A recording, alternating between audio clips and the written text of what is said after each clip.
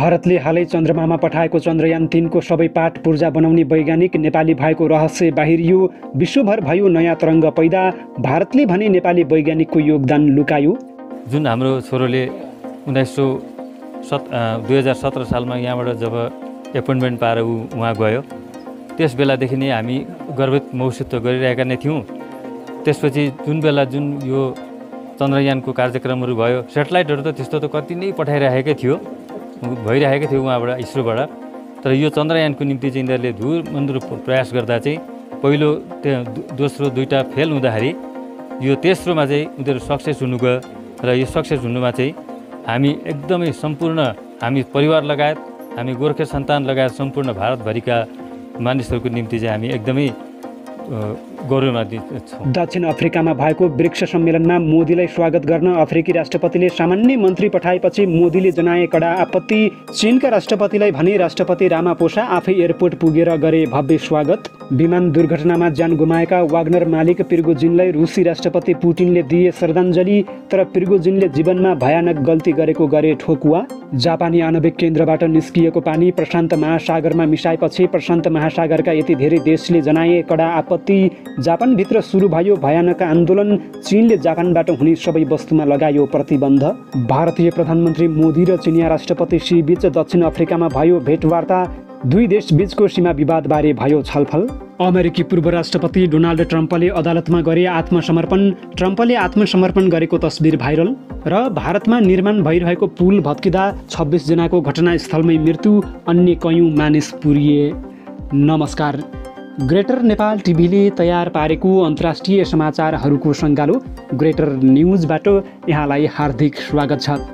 अब समाचार विस्तारमा। बुधबार साँझ भारतले चन्द्रमामा पठाएको अन्तरिक्ष यान चन्द्रयान 3 चन्द्रमाको दक्षिणी ध्रुवमा सफलतापूर्वक अवतरण गरियो। उक्त दृश्यले विश्वको ध्यान तानिरहेको थियो। भारतीय प्रधानमन्त्री नरेन्द्र मोदी विदेश भ्रमणमा रहे पनि भर्चुअल माध्यमबाट प्रत्यक्ष प्रसारणमा जोडिएका थिए। मोदीले सबै वैज्ञानिकलाई धन्यवाद र बधाई दिएका थिए। सोही अन्तरिक्ष यानको निर्माणमा एकजना नेपाली भाषी वैज्ञानिक पनि संलग्न थिए। उनी हुन् मिरिक दार्जिलिङका निरुपम शर्मा। वैज्ञानिक शर्मा आइएसआरओ इसरोको प्रयोगशालाका एक वैज्ञानिक हुन्। चन्द्रयान 3 मा प्रयोग भएका सामग्री उनी संलग्न वैज्ञानिकहरूको टोलीले निर्माण गरेको थियो।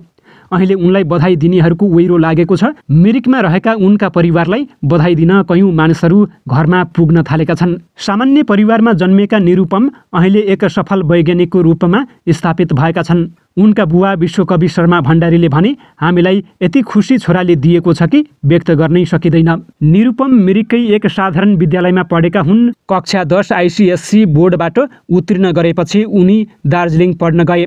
त्यहाँको विद्या विकास एकाडेमीबाट कक्षा 12 उत्तीर्ण गरेपछि उनी उच्च शिक्षा अध्ययनका लागि दिल्ली गए। पछि आसाममा एमटेक गर्दै गर्दा इसरोमा इन्ट्रान्स दिएपछि त्यसमा उत्तीर्ण भएर अहिले त्यहाँको वैज्ञानिक भएका छन्। उनका बुवा विश्वकविले भने, सानैदेखि यति तीक्ष्ण थियो कि एक मार्कले कसैले जित्यो भने घरमा आएर रुन्थ्यो।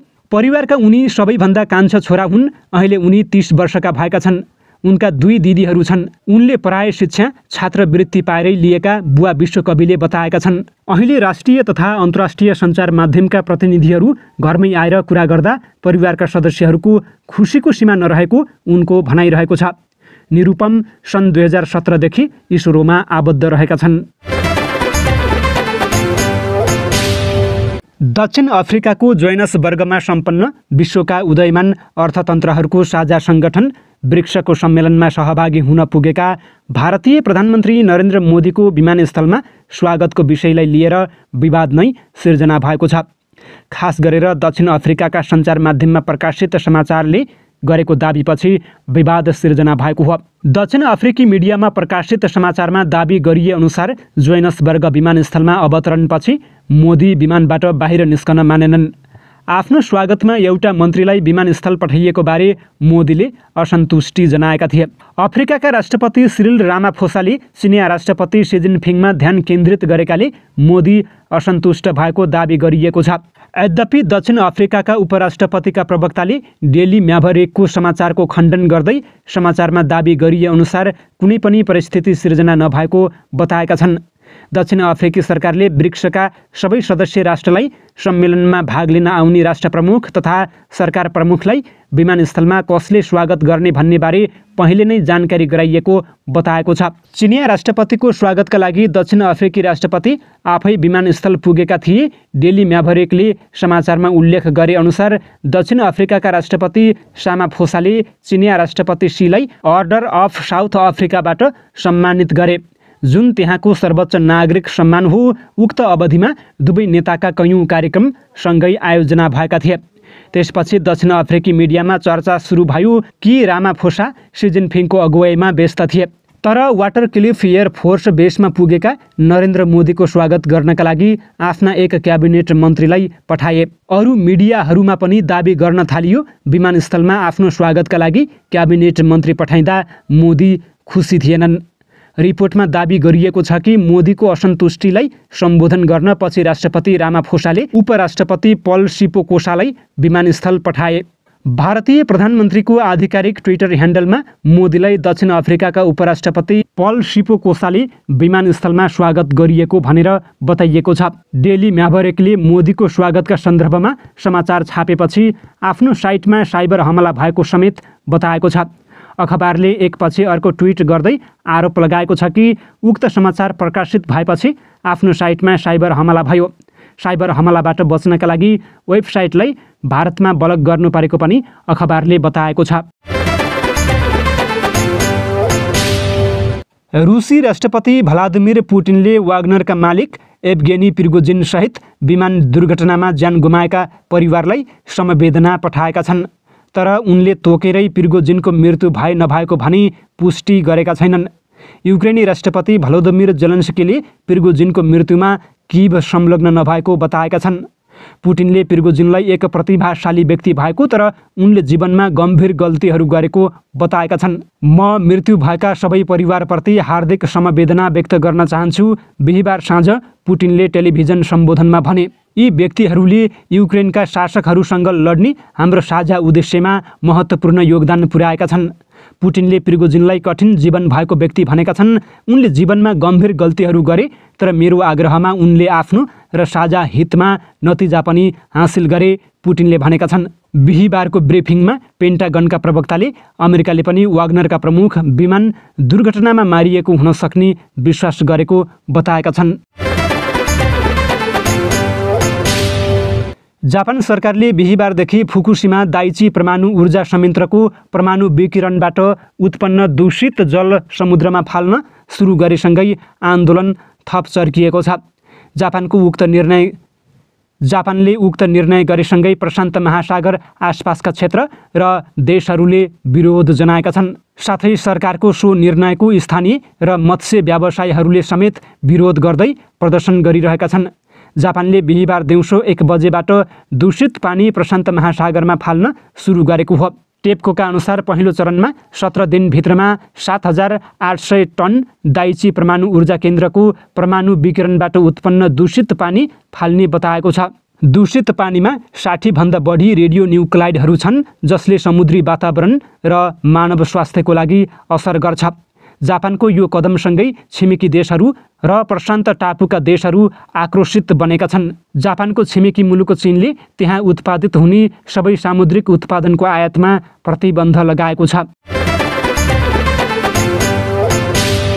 भारतीय प्रधानमन्त्री नरेन्द्र मोदी र चिनिया राष्ट्रपति सी जिनपिङ बीच भेटवार्ता भएको छ। दुवै बीच दक्षिण अफ्रिकामा आयोजित ब्रिक्स शिखर सम्मेलनका क्रममा भेटवार्ता भएको हो। भेटवार्तामा सीमामा तनाव कम गर्नमा जोड दिएको थियो।